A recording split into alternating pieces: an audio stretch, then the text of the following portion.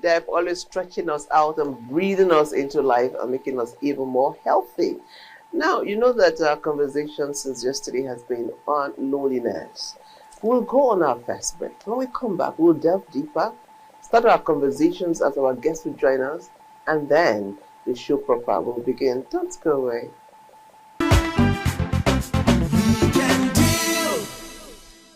We began our conversation talking about loneliness, and it was quite revealing to find that even in the urban centers, many people are lonely or they choose solitude over mixing or spending time with groups of people. Today, Francis takes us on another detour to explore another agenda talking about loneliness and perhaps look at the digital disconnect amongst other things. Francis, what else did you find?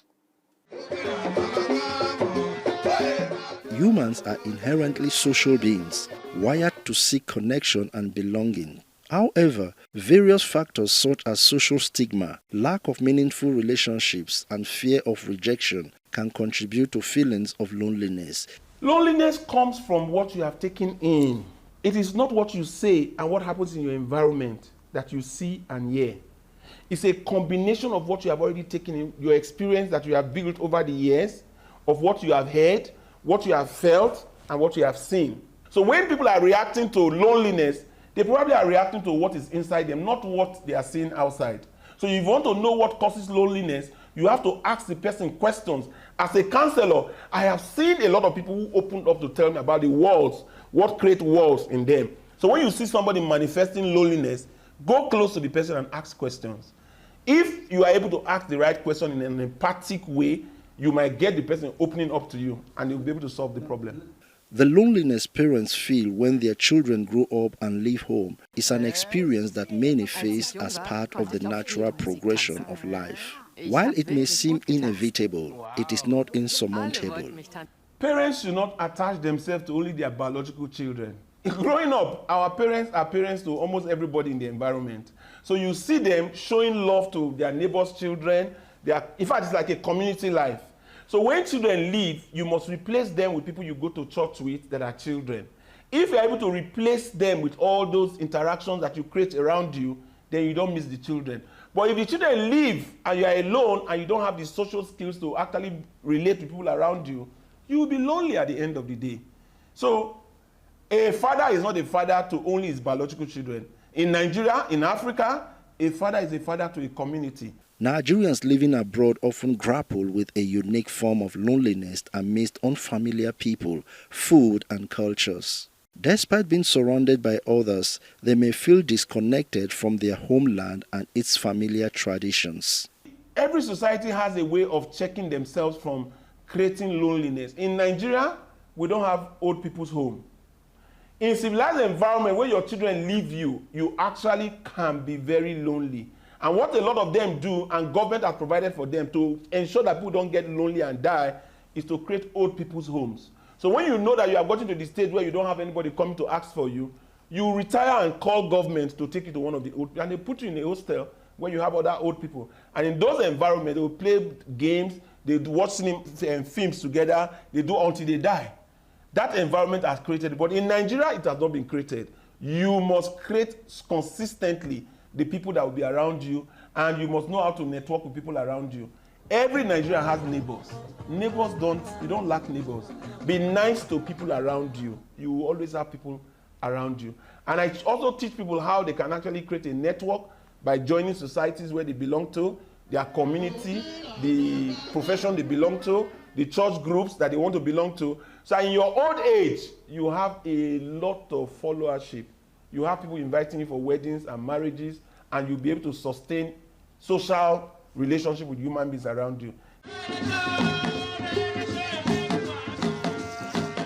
In Nigeria's culture, the concept of community and interconnectedness is deeply ingrained, emphasizing the importance of collective support and shared experiences. If you are working in an office, relate well with people. If you are working in a home, relate well with your neighbors. If you are operating in a religious environment, be in the societies where you can be meeting people, because human beings are the people that we need to relate with. Money does not solve problems in society. Education does not solve problems.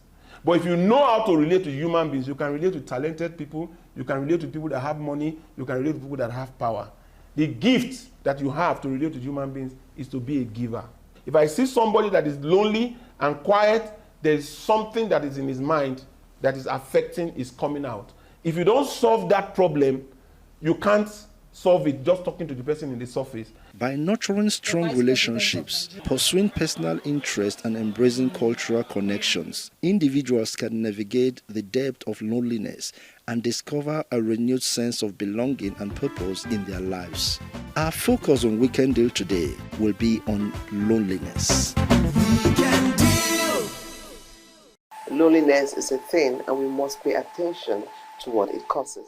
I mean, it's a common sight to go to a family gathering or see a family gathered on the table and everyone is on a device. They are together but disconnected. What can we do about this? Meanwhile, there are three types of loneliness. We have social loneliness, emotional loneliness, and existential loneliness. Loneliness also has been described as a social pain that craves social connection. The next contribution will tell us more as it focuses on youth loneliness and digital disconnect. The average person spends more than 4 hours a day on their phones. Experts warn that excessive use of mobile phones, including time spent on social media and gaming apps, can lead to screen addiction, which can negatively impact mental health, causing anxiety, depression, sleep deprivation, and loneliness. The blue light emitted by screens can suppress melatonin, the hormone responsible for regulating sleep, making it harder for us to fall asleep and stay asleep. The hustle and bustle of life trying to put the meal on the table, it's fast creating loneliness for these children, and that's why on very many occasions they resort to their TikTok, to their social media variables and all of that. But we would like to say that when parents are at home, they should deliberately make time out to interact, interface, to be able to intervene in basic issues that has to do with these children, so that we can blend technology with culture. This shift, accelerated by the COVID-19 pandemic, has significantly increased social isolation and loneliness. Feeling lonely is inevitable. It is part of the variable that comes with life and lifestyle. At the moments whereby I feel lonely, I just engage myself. I get up and I get involved in doing one thing or the other, and before I know it, it wears out. And being alone does not make me lonely. There's a difference between aloneness and then loneliness. You could be in the midst of people and be lonely. I can be alone and not be lonely.